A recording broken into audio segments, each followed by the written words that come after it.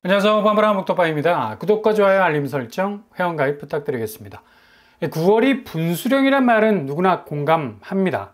그래서 가장 확실한 방향성이 설정이 될 수 있는 달이기도 한데, 오늘 새벽 미국 연준이 0.5%의 빅컷을 단행한 건 0.25%를 예상하던 기존 시장의 예측을 벗어난 궤적으로 튀어오른 건데, 근데 뭐 좀 놀랍지도 않은 건 그만큼 미국 경기 침체의 국면이 상당히 내상을 심하게 입은 편이고, 그리고 그 고통으로 신음을 하고 있었던 차였죠. 고용시장에서는 뭐 이미 실업률이 4%선, 그리고 잠재 성장률에서는 오히려 그 기대치를 낮춰서 2%대.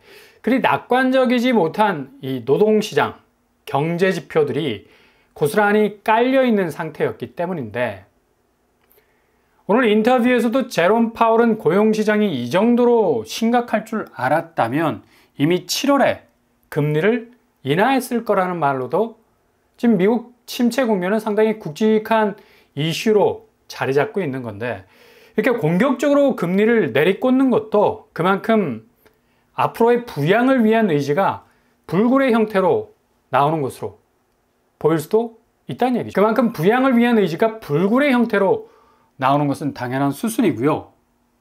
그러나 기준금리 인하라는 팩트가 중요한 게 아니라 이후에 어떤 파급 효과를 가지게 되느냐가 더 중요한 포인트죠. 오늘 새벽에 이 미국 증시는 빅컷의 선언에도 불구하고 내림세로 돌아섰어. 그러니까 좀 황당한 결과가 나왔죠. 20일, 그러니까 내일 일본 중앙은행도 기준금리 결정을 하게 됩니다. 시장은 뭐 동결로 예상을 하고 있는데, 근데 조금 심리가 베베 꼬이면 일본 중앙은행이 한 차례 정도의 금리 인상을 예고하고 있기도 해서 어떻게 될지는 더 두고 봐야 된다는 얘기죠. 만약 일본이 금리 인상으로 가면 엔캐리 자금 청산에 대한 이동 속도 거의 뭐 빛의 속도로 진행이 될 것으로 보이고, 엔캐리 자금 청산되면 큰일 나죠. 큰일 나. 지난번 미국 증시의 폭락 양상을 뭐 고스란히 재현을 또 할 것으로 보여서 일본이 지배하고 있는 이 미국 증시의 장악력은 정말 이루 말할 수 없을 정도로 엔화의 위력이 느껴지는 부분인데, 엔화가 떡락으로 갔을 때 얼마나 많은 사람들이 코웃음을 쳤습니까? 그 이면에 베일에 가려진 그 파괴력도 모르고. 그러나 일본이 7월에 0.25% 정말 개미 눈곱만큼 것도 수십 년 만에 금리를 인상을 했었는데, 전 세계 기조와는 완전히 거꾸로 갔었죠. 전 세계는 내리는데 일본만 올리는 초저금리를 유지하다가 두 달 전에 살짝 올린 게 그만 화근이 돼서 거의 뭐 미국 증시의 엔캐리 자금이 청산 과정을 밟는, 한마디로 서로 뭐 저리의 엔화를 이용하지 못하게 되니까 수익률에서 쪽박차게 생겼다는 위기감으로 증시를 팔고 나가는 사태가 벌어져서 주가가 뭐 폭락을 했었죠.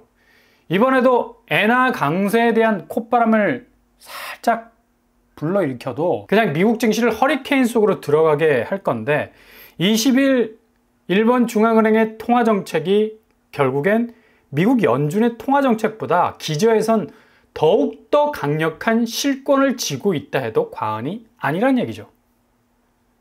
한국 코스피 시장 역시도 뭐 오늘 장 초중반은 뭐 계속해서 고전을 면치 못하다가 겨우겨우 뭐 개인 기관의 방어로 인해서 살짝 오름세로 갔다가 다시 내림세로 돌아선 것으로 보이는데, 결국에 마지막 장세는 살짝 오른 걸로, 그냥 살짝 찍은 걸로 결론이 났죠. 요즘 뭐 너무 증시가 이렇게 방어 위주로 돌아가는 것 같아서 이거 뭐 무슨 환율 방어하는 듯한 느낌도 들고요. 반대 영역에선 외국인 매도세가 정말 무서울 정도로 팔고 나가고 있는데, 벌써 뭐 마이너스 11,894까지 치고 나가고 있죠. 반면에 비슷한 수치로 개인과 기관도 방어에 올인을 하고 있다는 걸 볼 수가 있습니다. 이러다가 코스피 정말 뭐 국내 자금으로만 회로를 돌릴 수 있는 사태까지 올 수 있지 않을까라는 그런 걱정도 되고요.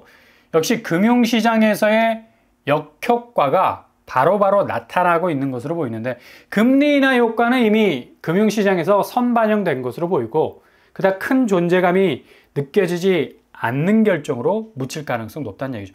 아무튼 미국이 기준금리를 B컷으로 꺾었으니까 한국도 역시 동일하게 기준금리 빠르게 내려야 하지 않겠느냐라는 말들이 쏟아지기 시작을 하는데, 우리는 이미 3.5% 저공 비행을 하면서 미국이 거의 2% 가까운 금리 인하를 시행해도 똑같은 금리 수준이 될 정도로 이미 유동성은 부동산에서부터 차고 넘치는 분위기였는데, 다시 여기서 금리를 인하하기 위해 한은이 움직인다는 건 상당한 부담이 될 것으로 보입니다. 왜냐?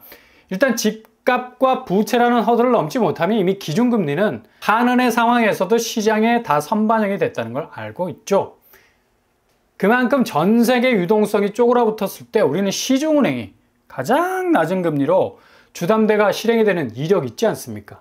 이게 고스란히 부채가 돼서 문제지만, 근데 이제 역전 상황이 온 건 전 세계가 내리는데 한국만 올려야 하는 상황.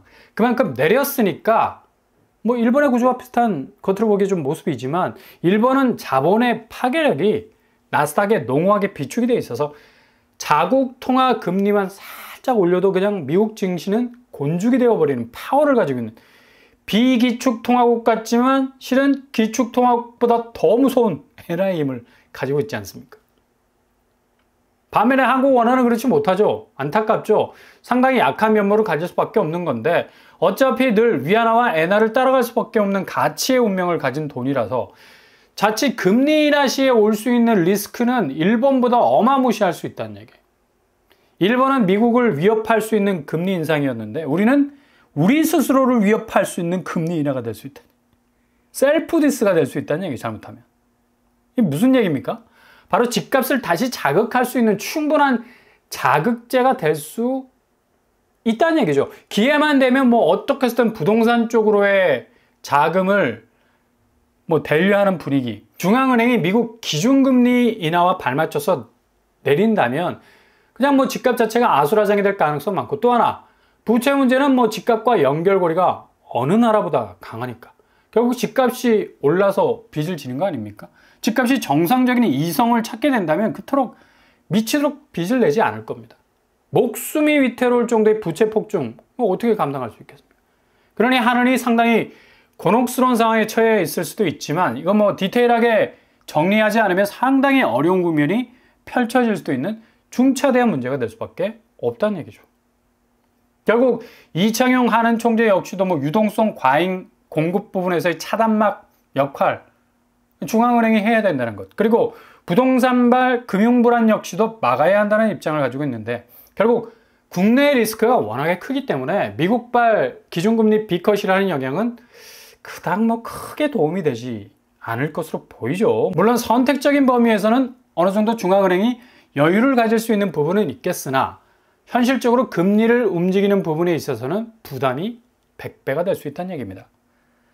지금 대출을 쪼여도 수도권 주담대 비중이 3년 내 최대라는 수치도 나오고 있고, 물론 8월보다는 둔화세를 보이기도 하지만 대략 15% 정도 감소폭밖에 되지 않아서 여전히 불씨는 뜨겁게 살아있는 것으로 보이죠. 9일까지의 5대 은행 주담대가 3조 원 정도 늘었는데, 이것도 줄었다고 하지만 상당한 파이를 가지고 있는 것으로 보이고요. 자칫 이렇게 살짝 누그러진 주담대 추세가 금리 인하라는 기대감과 맞물리면서 다시 확 살아날 수 있는 그런 상황이 벌어질 수도 있다는 얘기예요. 지금 대출 문제 때문에 가장 골머리를 앓고 있는 둔촌주공, 잔금 대란이라는 말이 나돌 정도로 1금융권에서 아주 까다로운 대출 규제를 들이대는 바람에 전세 주고 잔금을 치를 계획이었던 입주자들, 특히 다주택자들 같은 경우는 완전히 계획이 틀어져 버리는 일도 발생을 하게 됐는데, 이번에 둔촌주공 집단대출기관으로 이례적으로 2금융권에 해당하는 서울 강동농협으로 결정이 됐습니다. 최종적인 금융대상자로 선정이 된 것 같은데요. 주로 중도금 잔금을 취급을 하게 될 건데, 1금융권이 엄청난 대출 규제로 빡빡하게 나오니까 안 되겠다 싶어서 2금융권으로 눈을 돌린 것으로 보이는데, 이렇게 되면 금리가 1금융권보다 높을 수 있다는 불리함은 있습니다. 2금융권 금리가 당연히 높게 적용이 되죠. 대신에 대출 범위가 1금융권보다는 2금융권이 40%에서 50%로 높아질 수 있어서 앞으로 집단 대출과 잔금 부분에 있어서 이 변수가 될 것으로 보이는데, 그래도 아마 지금 1주택자에 대한 대출 규제는 전방위적으로 2금융권까지 손을 뻗칠 예정이라서 어떻게 될지는 더 두고 봐야 할 사안입니다. 11월 말이 입주라서 여기도 뭐 대출 문제로 끝까지 골머리를 앓을 것으로 예상이 되고요.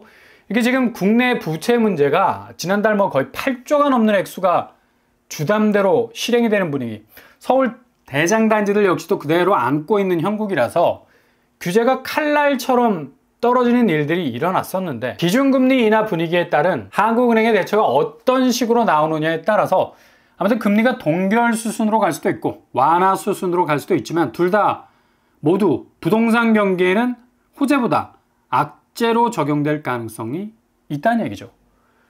그래서 기준금리 인하를 하면 할수록 더욱더 한국의 부채와 집값 그리고 내수 경기의 골이 깊어질 수 있는 이 경제 침체의 부분도 미국과 아마 비슷한 역학관계로 돌아갈 수밖에 없다는 얘기입니다.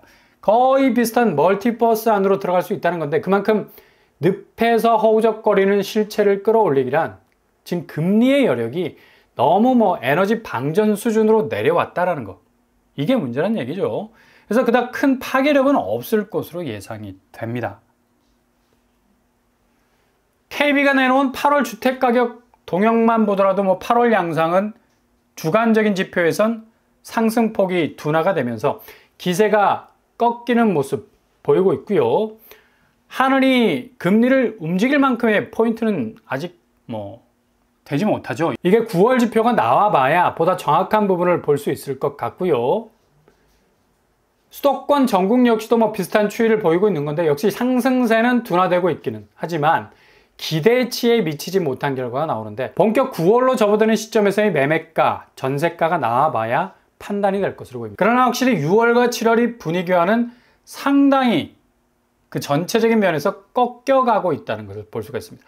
아무튼 9월은 정말 예상을 벗어나는 상상 초월의 일들이 여기저기서 터질 수 있는 드라마를 쓰는 한 달이 될 것으로 예측이 되고요. 그러니 너무 조급해하지 마시고 잘 대응하실 수 있길 바랍니다.